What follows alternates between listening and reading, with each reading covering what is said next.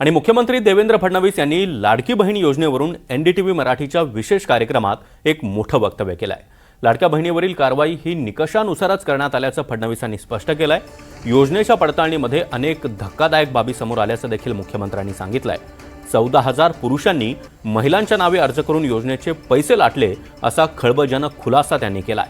इतकंच नाही तर सुमारे 5 लाख सरकारी कर्मचारी देखील या योजनेचा लाभ घेत होते अशी माहितीही फडणवीसांनी एनडीटीव्ही मराठी मंचवरून दिली आहे।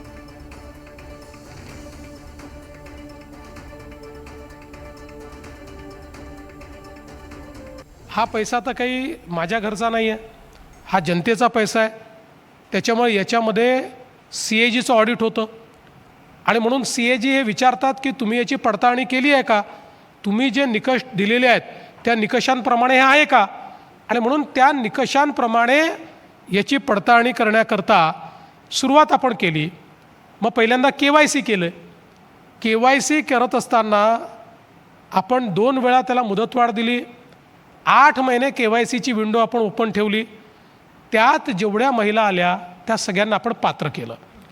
पण ज्यांनी केवायसीच केली नाही त्यांना वारंवार सांगून त्या केवायसी करत नाहीत।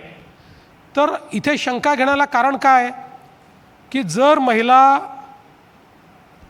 या योजनेकरता अर्ज करताना ऑनलाईन अर्ज करतात, त्यावेळची जी कागदपत्रे आहेत ती लावतात आणि सेल्फ सर्टिफिकेशन करतात, तर त्या महिलांना केवायसी तर करताच येईल। यातल्या कुठल्या तरी निकषामध्ये त्या बसत नसतील म्हणून त्यांनी केवायसी केलं नाही। असं काही चुकीचं आहे, कोणी काय बोललं मला माहिती नाही, काही राजकीय फायद्याची नाही आहे। मी आधीही सांगितलं काही नावं कमी झाल्या याचा अर्थ असं नाही की परमनंट कमी झाले आहे। काही नावं जरी अपात्र झाले असतील त्यामध्ये जर काही पुन्हा त्याचं तपासणी करता येईल सरकारला, जर काही चूक झाला असेल तर ते दुरुस्त करता येईल। पण याचा अर्थ असा नाही आहे कुठल्याही पॉलिटिकल फायद्याकरता कुठली योजना आहे ते आमचं ब्लडही नाही आहे। एखादी योजना केली ती समाजाच्या शेवटच्या गरीब माणसाच्या कल्याणाकरता असतं। तर या संदर्भात संजय राऊत यांनी नेमकी काय प्रतिक्रिया दिली आहे ती आपण पाहूया। एकनाथ शिंदे, देवेंद्र फडणवीस आणि अजित पवार, त्यातला अजित पवार दुर्दैवाने नाही, या तिघांनी जनतेच्या तिजोरीचा अपहार करून अपात्र महिलांना पैसे देऊन मतं विकत घेतली। ही निवडणूकच रद्द व्हायला पाहिजे। ज्या पद्धतीनं महिलांची मतं विकत घेतली इथपर्यंत ठीक आहे, पण अपात्र